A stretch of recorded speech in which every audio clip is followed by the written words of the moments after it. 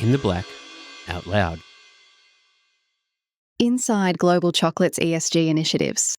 Chocolate is the ultimate taste sensation for many, but unwrapping the global industry serves up some unappetizing realities on the ESG front. By Deborah Tarrant. This article has been edited for audio purposes. Article begins. The global chocolate industry is built on an ever-growing market for sweet treats and palate-thrilling moments. But, by contrast, its environmental, social, and governance record has long left a metaphorical bad taste in the mouth for many. As focus on supply chain sustainability and human rights gets sharper, and climate change continues, chocolate production faces mounting challenges. Child labour and slavery have been pervasive in the cocoa industry. More than 90% of production today still comes from smallholder farmers with limited resources and inadequate infrastructure. Currently, around 1.56 million children are estimated to be working illegally in cocoa in the West African countries of Ghana and Côte d'Ivoire, where nearly 60% of the world's cocoa is sourced. World Cocoa Foundation President Chris Vincent notes further challenges. He says, unfavourable weather conditions, partly driven by climate change or the El Niño phenomenon, are negatively impacting growing conditions and yields, which are threatening the livelihoods of millions, particularly in West Africa. He adds that changing land use, mining and plant diseases are also affecting production levels, with huge crop losses driving severe price volatility for cocoa beans. Prices hit an all-time high of nearly $10,000 per metric tonne in 2024. It is an all-round unpalatable picture, except consumer demand for chocolate keeps increasing. Not everyone eats chocolate, but average annual consumption equals 1 kilogram for each person on the planet. Industry revenue worldwide for 2024 was estimated at $254 billion, and Statistica tips industry growth at 4.89% to 2030. New regulations. The European Union's Regulation on Deforestation-Free Products, or EUDR, and the African Regional Standard, ARS 1000, pose high hurdles for compliance for small farmers, as the industry and government press for progress on sustainability. Chris Vincent says, sustainability for the cocoa sector is not just a goal, it is a shared responsibility. These challenges call for innovation, alignment, and commitment from all parties to secure a sustainable future for the cocoa value chain. Making new moves. Among the many cues for action, Chris Vincent believes that poverty is the root cause of child labour, so improving farmer income is key. Improved farming practices can help to address the challenges of climate change and reduce disease prevalence, while incomes can be enhanced through adapted and improved planting materials. Ironically, underpayment of cocoa farmers has also deprived them of the means to invest in climate resilience. However, progress is underway. A new framework of action was signed in late November by the WCF, the governments of Côte d'Ivoire and Ghana, and the United States Department of Labour. Chris Vincent insists that this is a milestone in the intense process of coordinating and accelerating efforts to progressively eliminate child labour. He sees major progress in the traceability and transparency within cocoa supply chains. He says, companies and governments are adopting innovative digital tools to trace cocoa from farm to finished product, ensuring ethical sourcing and compliance with regulations. Programs promoting agroforestry, gender equity, and farmer training are also helping to create more sustainable and inclusive systems. Chris Vincent notes, there is an upswing in the adoption of sustainability policies and reporting in preparation for the EUDR, which outlaws products resulting from land clearing and forest degradation and will be enforced from the 30th of December 2025. The Regional Cocoa Standard, ARS 1000, also seeks to professionalise the cocoa industry and maintain access to European markets. Who is Big Chocolate?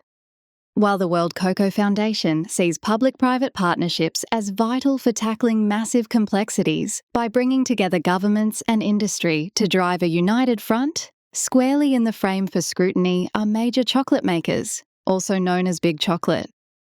Industry giants have launched varying initiatives.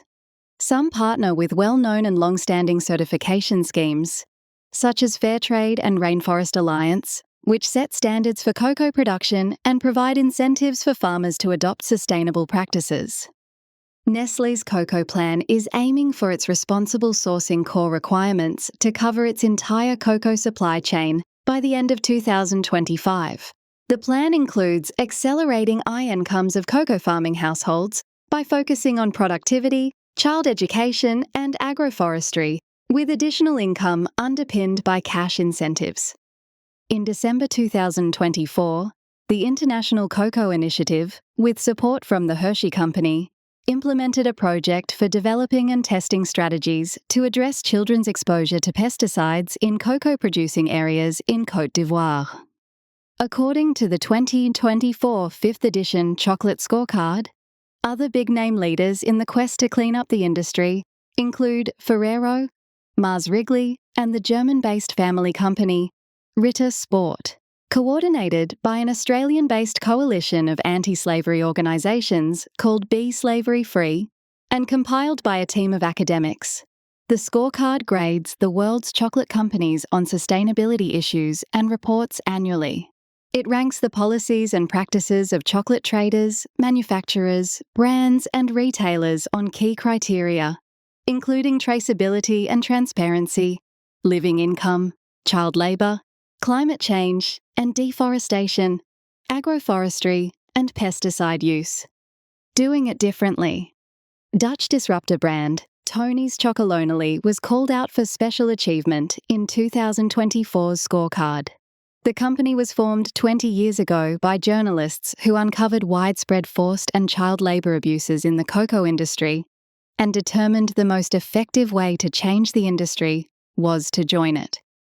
Tony's Chocolonely takes a bold approach to pursuing its mission to end exploitation, including symbolism. Its chocolate bars are moulded into irregular pieces to highlight the industry's unfair distribution of profits. Several transformative initiatives are delivering material changes. One of these is Tony's 5 sourcing principles, an ethical sourcing model for cocoa beans that tracks beans through the supply chain and, importantly, makes long-term commitments to pay farmers a fair price. Working with professional farming cooperatives and ensuring training for future productivity is key. Fritz Snell, country manager for the Benelux region in Europe and beyond, reports that the company now provides income stability to around 20,000 farmers, and that number is set to grow to around 34,000 next year. He says, the child labour prevalence rate at long-term partner cooperatives is a little below 4%, much lower than the industry average of around 50%. To make a real difference, the company realised it needed to put a higher volume of beans through its sourcing model. In 2019, it launched Tony's Open Chain, a collaboration platform where other industry players can join the mission and source cocoa beans according to Tony's principles. Fritz Snell says, part of our roadmap involves inspiring the industry to join our mission. Among its mission allies are ice cream makers Ben & Jerry's, supermarket chains Waitrose and Aldi, and some big Dutch and Belgian retailers. Despite challenging economic times industry-wide, Fritz Snell says Tony's Chocolonely is standing by cocoa farmers and paying them the living income reference price long-term to provide them income security. Changing tastes. An increase in consumer interest in the provenance of foods is a catalyst for improving environmental and social impact in the chocolate industry, with chocolate lovers' appetites for single-origin or bean-to-bar varieties on the rise. The movement, estimated to represent 5 to 10% of global chocolate sales, is driving supply chain transparency as makers directly source beans from farmers and factor in sustainable farming practices. This premiumisation of chocolate is sustaining a nascent cocoa industry in Australia. Leading the charge is Chris Junkie, chair of Cacao Limited, the peak body for the industry in Australia and Pacific Islands. He is also one of the founders of Charlie's Chocolate, who started growing cocoa trees on his 400-acre property at Mission Beach in far north Queensland in 2012. Chris Juncker says, "The volume of cocoa produced in Australia is just a blip compared to the over 40 other bean-producing nations. What the country lacks in quantity, it makes up for in quality and clean ESG credentials, because regulatory checks are already in place for modern slavery and numerous other issues confronting major cocoa-producing nations." On the quality front, Chris Junkie's beans have twice topped the International Cocoa of Excellence Awards, a prestigious global competition that recognises the work of cacao farmers around the world.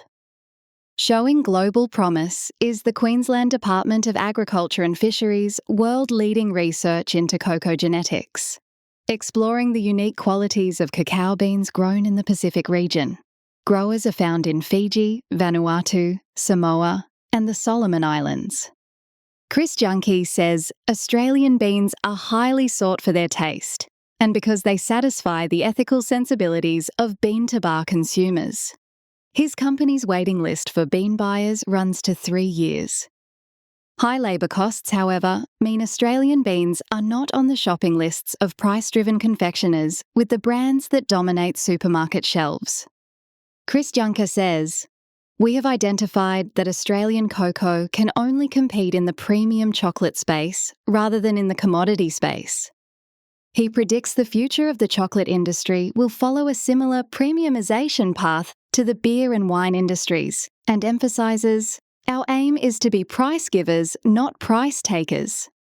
The crisis in the chocolate industry may be tempered by consumers realising that less is more.